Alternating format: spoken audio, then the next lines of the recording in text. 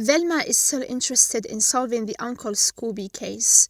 She is sleeping and drooling when he shows up, threatening to kill her family if she doesn't stop looking for him. The next day, she calls the police and decides to quit as it's too dangerous. She believes that Uncle Scooby will bust Scrappy out of jail and get away. Velma shares her plan with Daphne.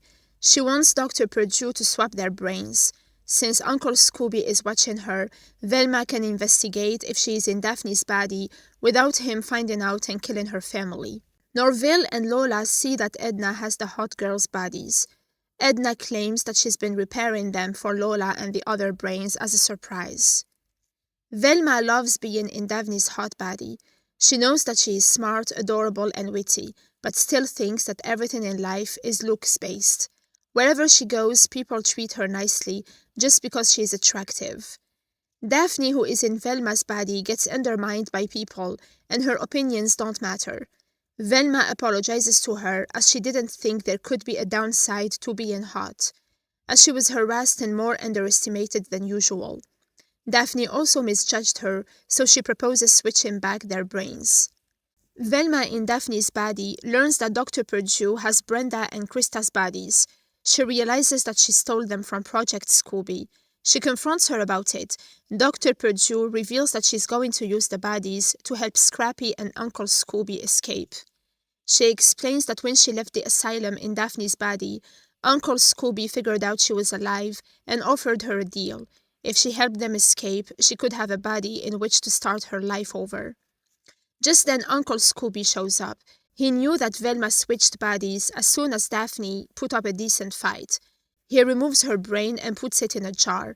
Her jar drops and Velma sees an unconscious Daphne on the floor.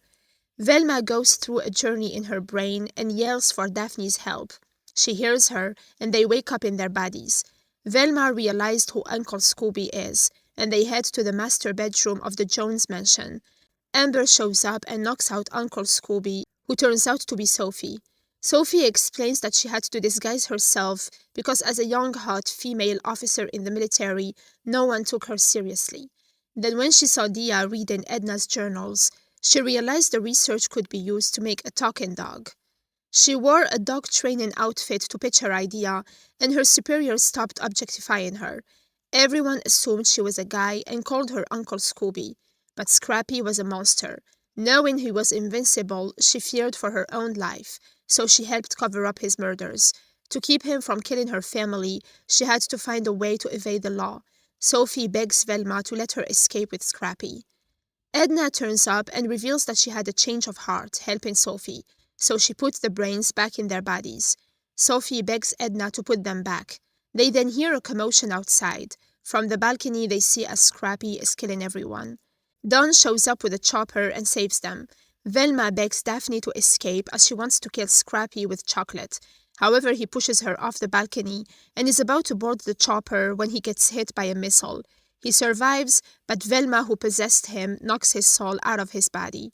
Edna apologizes to Ghost Velma as she can't revive her body.